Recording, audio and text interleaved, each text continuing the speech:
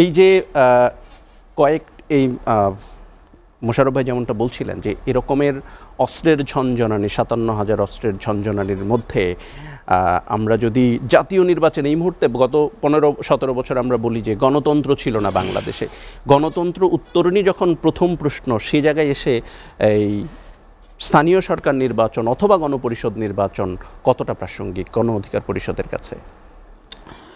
ধন্যবাদ আপনাকে। দেখুন, আমাদের বিএনপির নেতা আমাদের মোশাররফ ভাই খুব চমৎকারভাবে বলেছেন, তবে ওনার এই যে জাতীয় নির্বাচনের আগে স্থানীয় নির্বাচনের যে বিষয়ে উনি মতামত দিয়েছেন, এটার সাথে একবারই আমি দ্বিমত পোষণ করছি।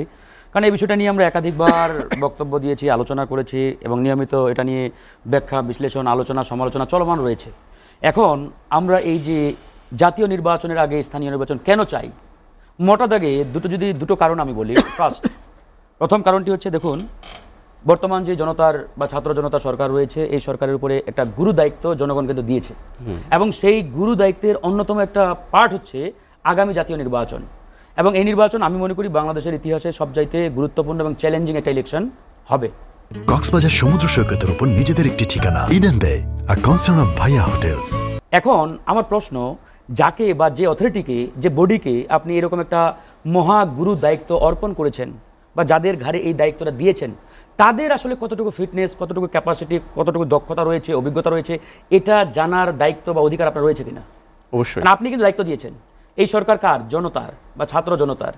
সুতরাং জনগণই তাদেরকে চেয়ারে বসিয়েছে। এখন আগামী জাতীয় নির্বাচন যেহেতু এই সরকারের অধীনে হবে বা এই সরকার ক্ষমতায় থাকা অবস্থায় হবে, তো এই সরকারের কতটুকু সক্ষমতা আছে আগামী জাতীয় নির্বাচন, এই যে নানাবিধ চ্যালেঞ্জ, যে ঝুঁকিগুলোর কথা ইতিমধ্যেই আলোচনায় আমরা নিয়ে আসছি।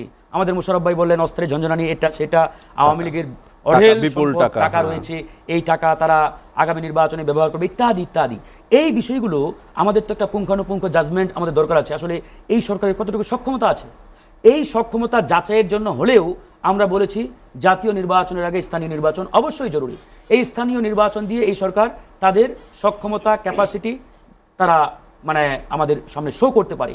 আমরাও বুঝবো যে আসলে এই সরকারকে দিয়ে আগামী জাতীয় নির্বাচন, জনগণের যে আকাঙ্ক্ষা, জনগণের যে প্রত্যাশা, সেটা তারা ফিল আপ করতে পারবে কি না। সরকার যদি আমরা দেখি যে দে উইল নট ফিট, তাহলে জনগণ বিকল্প চিন্তা করবে। কারণ জনগণ তো আসলে ওই বিগত যে নির্বাচনগুলো হয়েছে একতরফা বা জনগণ ভোটাধিকার প্রয়োগ করতে পারে নাই, এরকম কোনো প্রক্রিয়ার মধ্যে সেক্ষেত্রে জাতীয় নির্বাচন আরো পিছিয়ে যাবে না? সেক্ষেত্রে জাতীয় নির্বাচন আরো পিছিয়ে যাবে না? Timing doesn't matter. প্রয়োজনে দেশ ও জাতির স্বার্থে যদি 2-1 মাস 6 মাস পিছাতে হয় পিছাবে, অসুবিধা কি? এদেশের মানুষ বিগত 17 বছর ভোট দিতে পারে না, তাতে কি হয়েছে? এই 6 মাসে কেমন মানে ক্ষতিটা হবে? তাতে 5 আগস্ট এসেছে। এই ধরেন যে আমরা যে সামগ্রিকভাবে জনগণের কাঙ্ক্ষিত বাংলাদেশ বিনির্মাণের কথা বলছি, সেই কাঙ্ক্ষিত বাংলাদেশ বিনির্মাণের যে জায়গাটা, এই জায়গায় পৌঁছাতে ধরলাম যে আরো 2-4-6 মাস এই সরকারকে সময় নিতে হচ্ছে। এই 2-4-6 মাস নিতে গেলে কি এমন আহামরি ক্ষতি হবে? বিগত 17 বছর তো ভোট দিতে পারেন না আপনারা। তখন গণতন্ত্র, তখন এই নতুন বাংলাদেশ, এটা সেটা তখন কথাই ছিল। এই যে গণতন্ত্র উত্তরণের একমাত্র পথ আপনারা নির্বাচনকে বলছেন, তা আমরাও তো নির্বাচনের কথাই বলছি। তো কেন সেই গণতন্ত্র উত্তরণের উপায় হিসাবে আমরা জাতীয় নির্বাচনের আগে স্থানীয় নির্বাচন চাই না? হোয়াই? আমরা তো টেস্ট কেস হিসাবে আমরা সেই স্থানীয় নির্বাচন দিয়ে দেখতেও পারি এই সরকারের সক্ষমতা। আরেকটি পয়েন্ট, ইতিমধ্যে আপনি জানেন যে বাংলাদেশের এই মুহূর্তে 34% পিপল আরবান এরিয়ায় বসবাস করে, অর্থাৎ শহরাঞ্চলে। সেই জায়গা থেকে আজকে দেখেন আমাদের পৌরসভার অথরিটি নাই, উপজেলা অথরিটি নাই, সিটি কর্পোরেশনে নো অথরিটি। এই যে 34% জনগণ শহরাঞ্চলে বসবাস করে, এই 34% জনগণকে আপনি কষ্টে রাখার কে? আপনার তো এই অধিকার নেই যে 34% জনগণকে বাংলাদেশের কষ্টে রেখে আপনি আপনার মতো করে স্থানীয় প্রশাসন সেবা দিচ্ছে। নো, এখন যেটা আছে এটা হচ্ছে মানে প্রশাসক, যেটাকে বলে। হ্যাঁ, এই প্রশাসক দিয়ে কখনোই আপনি মানে জনগণের যে অথরিটি, জনগণের ভোটিং পাওয়ারের মাধ্যমে যে অথরিটিকে আপনি নির্বাচিত করবেন, ওই অথরিটি আপনার কাছে যে লায়েবল জায়গাটা বা দায়বদ্ধতার জায়গা, এই প্রশাসক কিন্তু সেই জায়গায় দায়বদ্ধ নয়। এই প্রশাসক সরকারের কাছে দায়বদ্ধ, নট জনগণের কাছে। যখন আপনি নির্বাচনের মাধ্যমে নির্বাচিত প্রতিনিধিকে চেয়ারে বসাবেন, সেই প্রতিনিধি আপনার কাছে দায়বদ্ধ থাকবে জবাবদিহি করতে। সুতরাং সেই জায়গাটা আপনার বুঝতে হবে। এই জন্যই আমরা বলেছি যে আপনি যদি ডিসেম্বরেও মোটা দাগে জাতীয় নির্বাচনের কথা বলেন, ডিসেম্বরে জাতীয় নির্বাচন হলে স্থানীয় নির্বাচন হতে হতে আরও অনেক সময় লাগবে। ধরে নিলাম আরও 8-10 মাস, তার মানে আগামী বছরের নভেম্বর ডিসেম্বরের দিকে জাতীয় স্থানীয় নির্বাচন। তার মানে মোটা দাগে এদিকে 8-9 মাস, ওদিকে 8-9 মাস, প্রায় 2 বছর।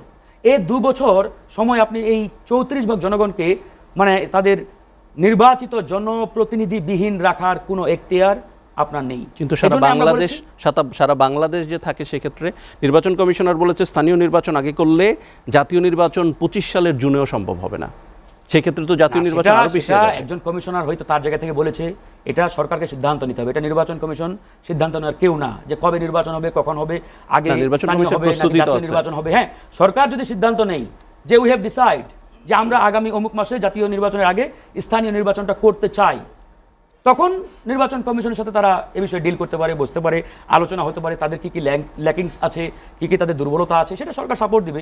প্রয়োজনে রাজনৈতিক দলগুলোও এখানে যদি কোঅপারেট করা দরকার হয় কোঅপারেট করবে। আরেকটি বিষয় আপনি বলেছেন গণপরিষদ নির্বাচন, it's very very important at this moment আমি মনে করি। এখন দেখুন এই গণপরিষদ নির্বাচনের যে আলোচনা, এই আলোচনা কে নিয়ে আসছে? নতুন রাজনৈতিক দল, NCP, জাতীয় নাগরিক পার্টি। আমি মনে করি তারা বেশ কয়েকটা ট্রাম সামনে নিয়ে আসছে, একটা গণপরিষদ নির্বাচন, একটা হচ্ছে নতুন সংবিধান, একটা হচ্ছে সেকেন্ড প্রোক্লামেশন বা সেকেন্ড রিপাবলিক। এই তিনটার মধ্যে আমার বেশ মানে ভেগ একটা জনগণের সামনে একটা বিষয় মানে তারা নিয়ে আসছে বলে আমি মনে করি। কেন ভেগ? আজকে দেখেন, সেকেন্ড রিপাবলিকের কথাই যদি বলি, সেকেন্ড রিপাবলিক মানে কি? পুরাতন যত বন্দোবস্ত আছে সব বাদ, নতুন বন্দোবস্ত, একবারে সবই বাদ দিয়ে তারা নতুন বন্দোবস্ত নিয়ে আসতে চায়। তাহলে ভাই আপনারা তো একদিকে সংস্কারের কথা বলছেন, আরেকদিকে সেকেন্ড রিপাবলিক। আচ্ছা, সংস্কার আর সেকেন্ড রিপাবলিক এই দুটো জিনিস একসাথে চলতে পারে কিনা, দ্যাট ইজ দ্য কোয়েশ্চেন। আমি এই কোয়েশ্চেনটা আমাদের নিজাম ভাইয়ের কাছে রাখলাম, কারণ সেকেন্ড রিপাবলিক আপনি যখনই চাইবেন তখনই ভুলে যেতে হবে প্রিভিয়াস যত আইন কানুন কালা কানুন রয়েছে সব কিছু বাতিল। তাহলে আপনি যদি অতীতের সবকিছু বাতিলেই চান বা বাতিল মনে করেন যে আপনি করেই ফেলেছেন বা ধরেই নিয়েছেন, তাহলে আপনি সংস্কারের কথা কেন আনছেন? ওয়াই? আপনি যখনই সংস্কারের কথা বলবেন তখনই আপনাকে ভুলে যেতে হবে সেকেন্ড রিপাবলিক বলে বাংলাদেশে কিছু নেই বা একদিষ্ট করে করার সুযোগও নেই, কারণ আপনি প্রয়োজনীয় সংস্কার প্রক্রিয়ার মধ্যে দিয়ে যাচ্ছেন। আরেকটি বিষয়, তারা যেহেতু এই দাবিটা ইতিমধ্যে সামনে নিয়ে আসছে, স্টিল নাও তাদের দুইজন উপদেষ্টা এই সরকারের উপদেষ্টা পরিষদে রয়েছেন, দ্যাট মিনস তারা কিন্তু সরকারের একটা পার্ট, সরকারের একটা অংশ।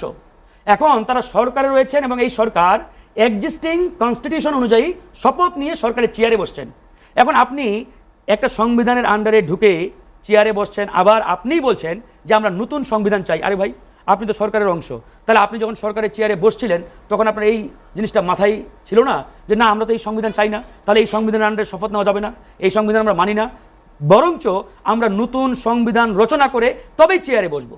এটা যদি আপনারা ওই টাইমে করতে পারতেন তাহলে জনগণ বাহবা দিত। কিন্তু আপনারা সে 6-7 মাস চেয়ারে বসলেন, মধু খেয়ে এ পর্যন্ত আসলেন, এখন একটা নতুন পার্টিও করছেন সরকারি সুযোগ সুবিধার বিনিময়ে, এখন আপনি নতুন সংবিধান, সেকেন্ড রিপাবলিক, এটা সেটা ইত্যাদি ইত্যাদি বলছে। আরে ভাই, আমরা তো এই কথাগুলো ওই 5ই আগস্টের পরেই বলেছি।